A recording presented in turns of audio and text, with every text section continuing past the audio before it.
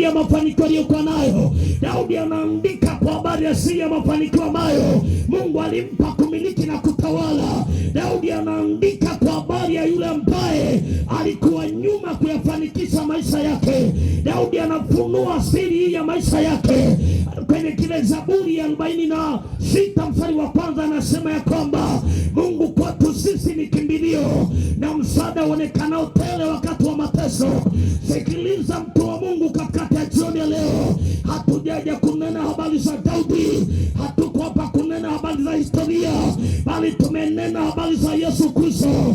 Daudi anafunua ya kwamba siri ya mafanikio yake ilikuwa kwa Mungu peke yake. Na katikati ya jioni hii ya leo tunatamani wewe ambaye unatusikiliza ya kwamba msaada uonekane tele wakati wa mateso uko kwa Mungu peke yake, kwa sababu Mungu habadiliki. Mungu si kama wanadamu tunawategemea. Mungu si kama ndugu zetu wenye fedha tunawatumainia.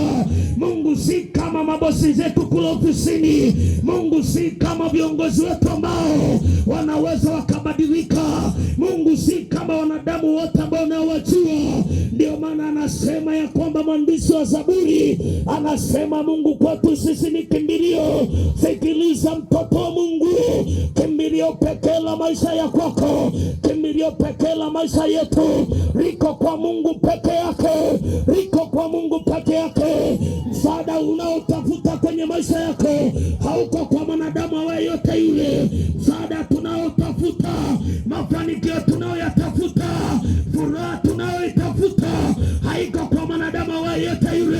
Furaha haiko kwa mchungaji, furaha haiko kwenye dhehebu linalosali, furaha haiko kwenye dini unayoabudu.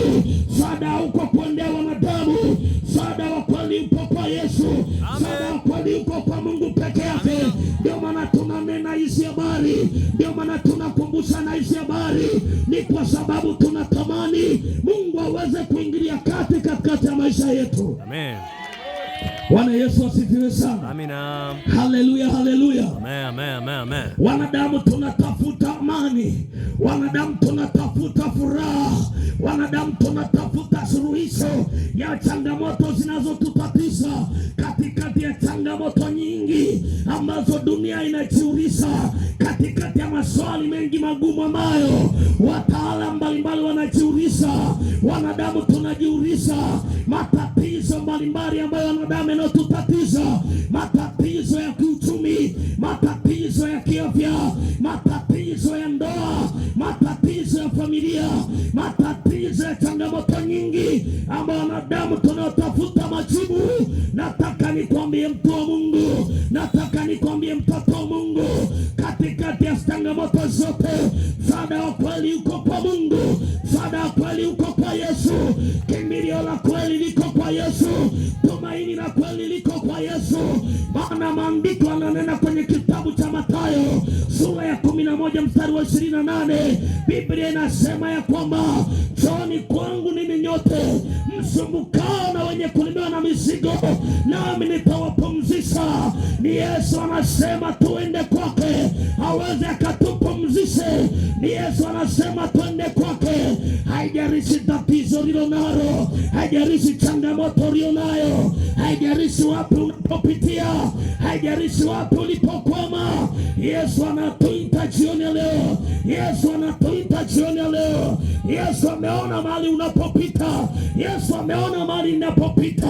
Ndio maana anatuita jioni ya leo. Ndio maana anatukumbusha jioni ya leo ya kwamba tuende kwake, tukimbilie kwake. Maana anasema ya kwamba mzigo wake yeye ni mwepesi na nira yake yeye ni laini. Amen, amen, amen. Bwana Yesu asifiwe sana. Amen. Haleluya, haleluya. Amen, amen. Hayo huyo ndiye ambaye tunanena habari zake, watu wa Mungu. Ndiye ambaye tunazileta habari zake katikati ya jioni ya leo, kwa sababu Mungu anatamani kila mwanadamu anayeishi chini ya jua aweze kuishi maisha ya furaha, aweze kuishi maisha ya amani, aweze kuishi maisha yenye matumaini. Na ndio maana Biblia inasema ya kwamba kwenye kile kitabu cha Yeremia sura 29 maandiko anasema ya kwamba Mungu anasema anajua mawazo anayotuwazia ni mawazo yaliyo mema wala si mabaya. Mungu hajawahi kumwazia mwanadamu mabaya, Mungu hajawahi kumwazia mwanadamu awaye yote yule mabaya. Mungu mawazo yake siku zote ni mema. Mungu mawazo yake siku zote ni kuachilia matumaini, ni kutupa matumaini kwenye maisha yetu, ni kutuletea matumaini katikati ya familia zetu, katikati ya ndoa zetu, katikati ya afya zetu. Mungu analo tumaini kwa ajili ya maisha yetu. Mungu mawazo yake ni mema siku zote. Bwana Yesu asifiwe sana. Lakini shetani ambaye ni mharibifu, siku zote mawazo yake ni mabaya. Anawaza kwa habari ya kumpesa mwanadamu, anawaza kwa habari ya kumpenda mwanadamu mabaya, anawaza kwa habari ya kuharibu maisha ya mwanadamu. Lakini Yesu anasema ya kwamba yeye alikuja ili tuwe na uzima tele, kisha tuwe nao tele. Kwa hiyo Yesu Kristo, yeye ambaye ni tumaini la kwetu, yuko tayari kwa ajili ya kutupumzisha kama tutakubali kusikia sauti yake, kama tutakubali kutembea katika kweli na njia ambayo Mungu anayetaka tuweze kutembea nayo. Amen. Bwana Yesu asifiwe. Amen. Haleluya, haleluya. Amen.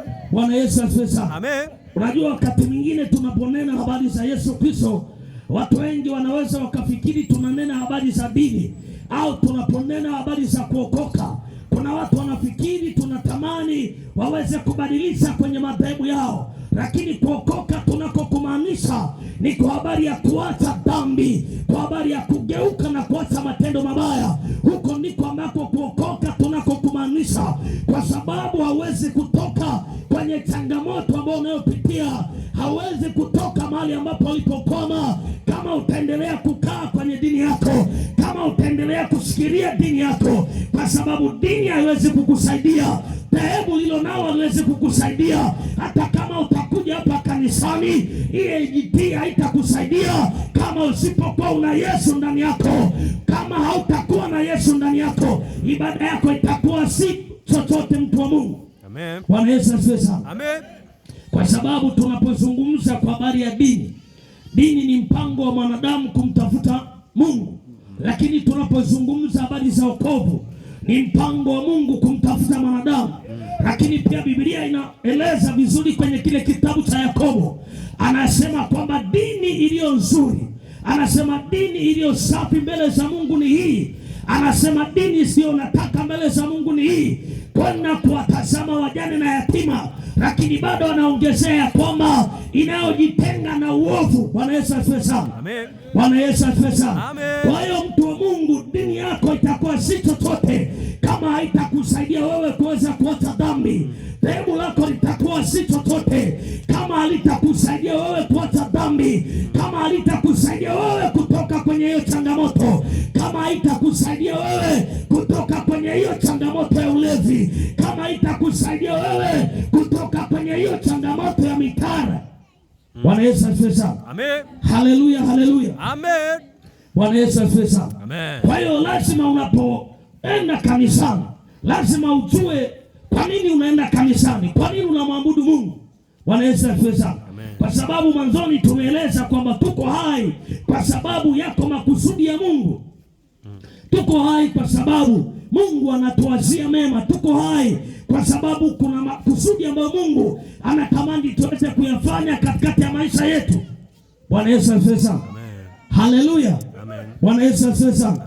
Na asubuhi mchungaji kuna kitu alizungumza, akasema kwamba inawezekana Mungu angeweka mpango kwamba kila unapookoka basi wewe siku hiyo unatwaliwa, unaondoka katika uso wa dunia hii.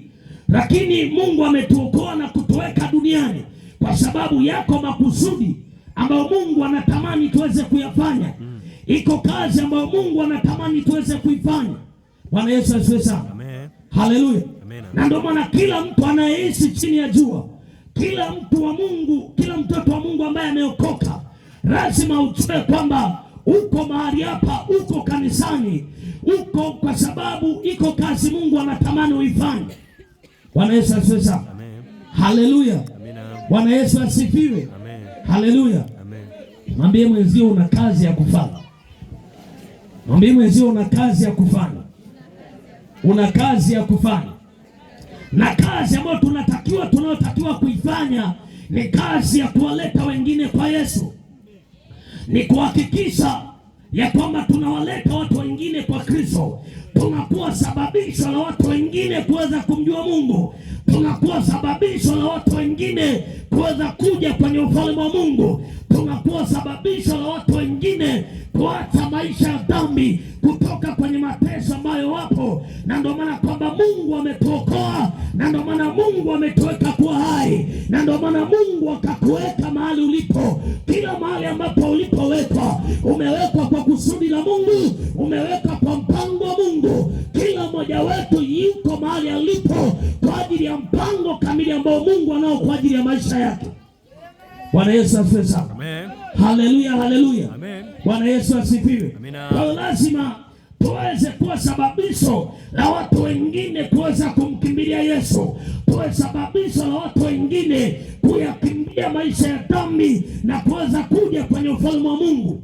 Tumepewa kazi moja tu ya kupiga kelele, lakini kazi ya kuokoa inabaki ni kuwa kazi ya Mungu mwenyewe.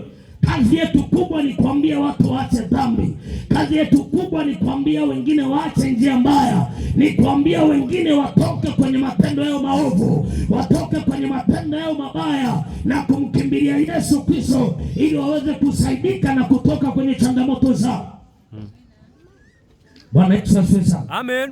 Haleluya. Amen. Na kuna watu wengine ambao wamekuwa wakiombewa kwa muda mrefu, lakini wakati mwingine hatuoni uponyaji au hauoni uponyaji. Ni kwa sababu bado kuna michanganyo kwenye maisha yako. Bwana Yesu asifiwe sana. Amen. Haleluya. Amen. Bwana Yesu asifiwe. Amen. Kwa sababu Mungu hachangamani na vitu vya giza. Mungu hachangamani na matendo mabaya. Mungu hachangamani na uovu. Kwa kama tunatamani kuona suluhisho la kweli katikati ya maisha yetu, ni kuhakikisha kwamba tunaacha yale ambayo hayampendezi Mungu. Tunaacha njia zetu mbaya, tunaacha matendo mabaya yanayomchukiza Mungu, ili Mungu aweze kutusaidia. Kwa sababu wakati mwingine Mungu anashindwa kutusaidia, Mungu anashindwa kukutoa mahali ulipokwama kwa muda mrefu, kwa sababu kuna njia ambazo bado hazijawa sawa. Amen. Bwana Yesu asifiwe sana. Amina. Haleluya. Amen. Na ndio maana Yesu wakati watu wengine wanapata uponyaji kwenye Biblia, Yesu alikuwa anasema kwamba enenda zako, imani yako imekuponya, lakini anasema usitende dhambi tena. Bwana Yesu asifiwe sana. Amen. Haleluya, haleluya. Amina. Bwana Yesu asifiwe. Amen. Kwa hiyo hizi habari ambazo tunazozinena, hizi habari ambazo tunazozileta kwako wewe mtu ambaye unayetusikiliza, nataka nikukumbushe ya kwamba Mungu anayapenda maisha yako. Ndio maana Mungu ametupa wasaa wa kusikia hizi habari. Mungu anayapenda maisha yako sana. Mungu anakuwazia mema, ndio maana ya kwamba ameona vema tukumbushane hizi habari katikati ya jioni ya leo. Na ndio maana ameona vema ya kwamba kukupa nafasi ya kusikia hizi habari, ili ya kwamba wakati utakapofika Mungu atakuja kuhukumu kwa haki. Hata kuwepo kusema kwamba sikusikia, hata kuwepo kusema kwamba sikujua, hata kuwepo kusema kwamba sikusikia. Utakaposema sikusikia, utambua alikuwepo watumishi wangu walizinena hizi habari, lakini ukapuuza. Bwana Yesu asifiwe sana. Amen. Unajua wakati mwingine maisha ambayo tulionayo au uzima tulionao, wakati mwingine wanadamu unatudanganya sana. Kiasi kwamba tunaona tuna muda mwingi sana wa kuishi duniani. Tunaona kwamba tuna maisha mengi sana ya kuishi duniani. Lakini natamani ujue ya kwamba maisha yetu ya duniani ni ya kitambo kifupi sana.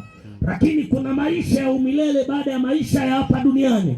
Maisha hayo ya umilele inaweza ikawa ni kwenye jehanamu ya moto, au inaweza ikawa kwenye uzima wa milele. Kwa lazima uchague maadamu ungali uko hai. Uchague sasa hivi ambaye unayesikiliza. Uchague ni wapi ambapo utakapoelekea.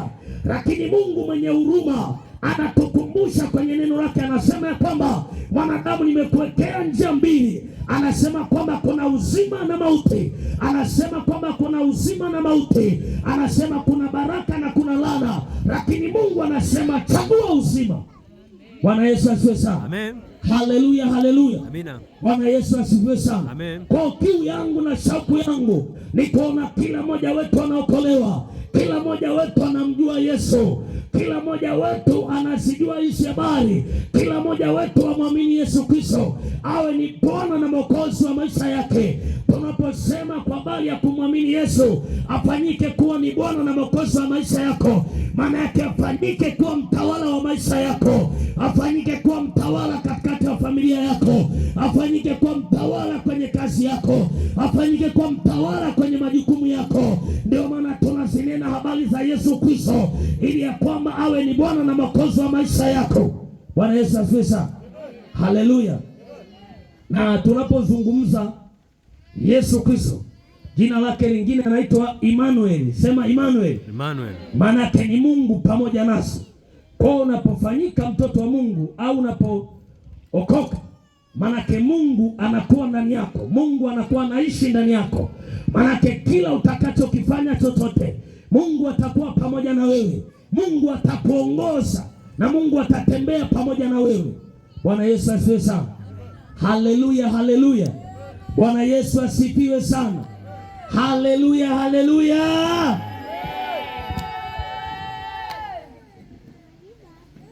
Bwana Yesu asifiwe sana. Naomba usimame mahali ulipo.